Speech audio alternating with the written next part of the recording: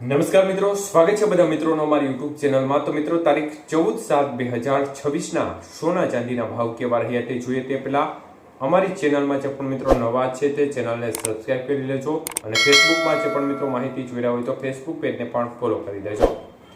ચાંદીના ભાવ જોઈએ તો 1 ગ્રામ ચાંદી 235 રૂપિયા, 8 ગ્રામ ચાંદી આજે 1880 રૂપિયા, 10 ગ્રામ ચાંદી 2350 રૂપિયા, 100 ગ્રામ ચાંદી 23,500 રૂપિયા અને કિલો ચાંદી 2,35,000 રૂપિયા સુધીના ભાવ રહ્યા હતા।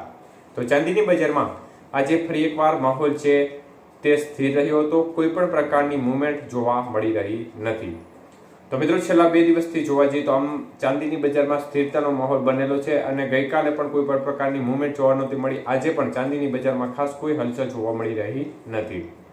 ત્યારે આજના 22 કે સોનાના ભાવ જોઈએ તો 1 ગ્રામ સોનાનો ભાવ આજે ખાસ કરીને 13,105 રૂપિયા, જ્યારે 8 ગ્રામ સોનું 1,04,840 રૂપિયા, 10 ગ્રામ સોનું આજે 1,31,500 રૂપિયા, જ્યારે 100 ગ્રામ સોનાનો ભાવ આજે 13,10,500 રૂપિયા સુધી રહ્યો હતો।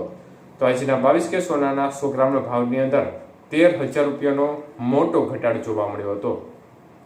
તો મિત્રો, બજારમાં આજે ફરી એકવાર ઘટાડા તરફી માહોલ જોવા મળી રહ્યો છે અને આજે માર્કેટમાં ફરી એકવાર જોરદાર કડાકો જોવા મળી રહ્યો છે। તો એ વચ્ચે આજે જોવા જઈએ તો ખાસ કરીને 24 કે સોનાના ભાવની સ્થિતિ જોઈએ તો 1 ગ્રામનો ભાવ આજે 14,290 રૂપિયા, 8 ગ્રામ સોનાનો ભાવ આજે 1,14,360 રૂપિયા, 10 ગ્રામ સોનું 1,42,960 રૂપિયા અને 100 ગ્રામ સોનાનો ભાવ 14 ખાસ કરીને 29,600 રૂપિયા સુધીના ભાવ રહ્યા હતા। તો 24 કે સોનાના 100 ગ્રામના ભાવની અંદર 14,200 રૂપિયાનો ઘટાડો જોવા મળ્યો હતો। તો મિત્રો, બજારમાં આજે પણ જોરદાર કડાકા વચ્ચે 24 કે સોનાના ભાવમાં 14,000 કરતા વધુનો મોટો કડાકો આજે જોવા મળી રહ્યો છે। ત્યારે 18 કે સોનાના ભાવની સ્થિતિ જોઈ લઈએ તો 1 ગ્રામનો ભાવ આજે 10,723 રૂપિયા, 8 ગ્રામ સોનું 85,784 રૂપિયા, 10 ગ્રામ સોનું 1,07,230 અને 100 ગ્રામ સોનું 10,72,300 રૂપિયા સુધીના ભાવ રહ્યા હતા। તો આજના 18 કે સોનાના 100 ગ્રામના ભાવમાં 10,700 રૂપિયાનો ઘટાડો જોવા મળ્યો હતો। તો બજાર છે તેમાં આજે ફરી એકવાર જોરદાર ઘટાડો જોવા મળી રહ્યો છે। મુખ્યત્વે જોવા જઈએ તો અમેરિકા અને ઈરાન વચ્ચે ફરીથી ખૂબ જ ઘર્ષણપૂર્ણ સ્થિતિ જોવા મળી રહી છે, જેના પરિણામ સ્વરૂપે આજે બજારમાં ફરી એકવાર માહોલ છે તે ઘટાડા તરફી જોવા મળી રહ્યો છે।